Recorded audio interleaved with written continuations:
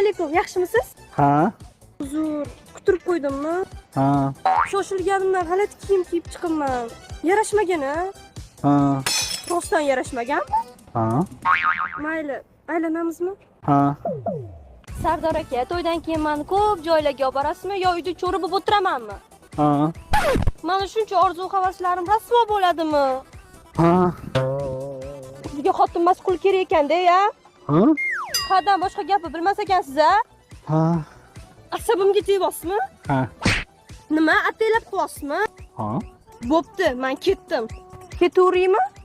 ha. Endi o'zingdan-ku. Qornim ochdi. Ovqatlanamizmi?